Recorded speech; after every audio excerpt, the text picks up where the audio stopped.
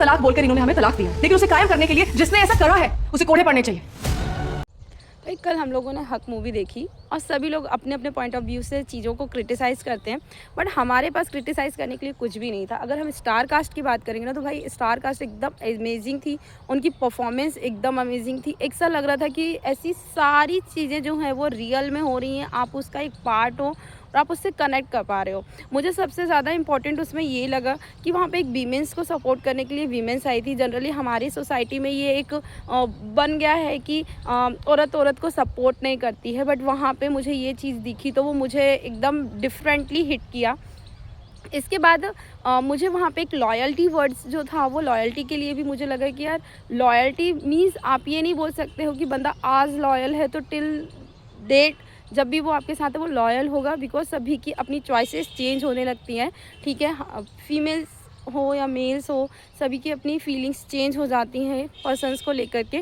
But B practically, अगर आप practical हो तो लाइफ में मुझे नहीं लगता कि शाहबानो जैसी सिचुएशन किसी को फेस करनी पड़ेगी, because this movie is a biggest example for a every women's, जहाँ पे यही चला आ रहा है कि प्रॉपर्टीज़ है या कुछ भी है, कैश एरिया है, ये सब मेन के पास ही रहता है। वीमेंस आर इक्वली पार्टिसिपेटेड, वो उसके घर को संभाल रही हैं, चीज़ों को संभाल रही हैं, तो वो उसे इक्वली सपोर्ट कर रही हैं। बट फिर उन्हें इस तरह से प्रॉपर्टीज़ और अनदर कैश एरिया में इक्वलिटी नहीं मिल रही है। तो ये किसका पॉइंट ऑफ व्यू है? अगर जनरली मेल यहाँ पे ये बोल देते हैं कि जो है वो सब तुम्हारा ही है, बट ऐसा नहीं होता है। इक्वलिटी दैट मीन्स कि आपको वहाँ पे भी प्रैक्टिकली इक्वल होना पड़ेगा। और ऑब्वियस सी बात है कि अब यहाँ पे हम किसी और के कमाए हुए पैसे पे अपनी इक्वलिटी क्यों दिखाएं? तो ऑब्वियस सी बात है, आप घर से निकलिए, अपने आप को स्टैंड आउट करिए और इतना तो कैपेबल बनाइए भाई कि अगर ऐसी कभी सिचुएशंस आए ना, तो एक बोलो कि चल निकल यहाँ से, I will be handle each and everything in my life. Obvious सी बात है, जब बच्चों की बात आती है तो पेरेंट्स में फीमेल्स का अपने बच्चों के लिए एक बहुत ही ज़्यादा सॉफ्ट कॉर्नर होता है और वो उन्हें बिल्कुल भी नहीं छोड़ पाती हैं। बट यही प्रॉब्लम होती है ना कि आप इक्वलिटी डिफाइन कर रहे हैं, तो स्टार्टिंग से उसे ये भी आइडेंटिफाई करें कि ये दोनों की रिस्पॉन्सिबिलिटीज़ है। ठीक है, सेकेंडरी, जब भी अपना कुछ स्टार्ट करते हैं तो अपने लिए सेविंग करना स्टार्ट कीजिए, अपने लिए सोचना स्टार्ट कीजिए और प्लीज़ डोंट ब्लाइंडली ट्रस्ट, मतलब किसी के ऊपर ब्लाइंड ट्रस्ट मत कीजिए, क्योंकि वो कभी भी टूट सकता है। शाहबानो की सिचुएशन में भी यही हुआ है। शाहबानो ने जितना भी किया उसने कहीं ब्लाइंड ट्रस्ट कहीं वो था।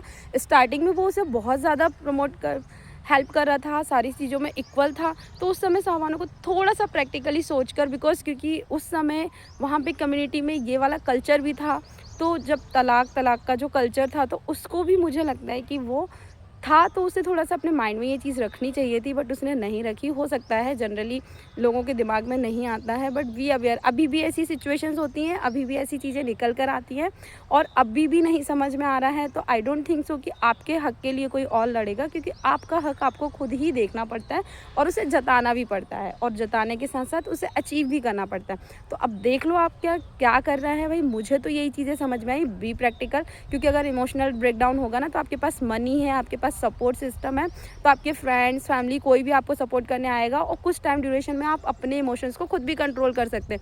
बट एक लाइफ में एक ऐसे पॉइंट पर जाकर जहाँ पे अब आपकी फिजिकली कैपेबिलिटी भी नहीं है चीज़ों को फिर से स्टार्टअप करने की, और अगर आप ऐसी सिचुएशन में आ जाते हो तो आप फिर अपनी लाइफ को कैसे सर्वाइव करोगे? बिकॉज विदाउट मनी आप कहीं पर भी सर्वाइव नहीं कर सकते हो। तो सबसे पहली चीज़ है, अपने लिए पैसा बचाना सीखो, अपने लिए प्रॉपर्टीज़, ये सारी चीज़ें सेव करना सीखो।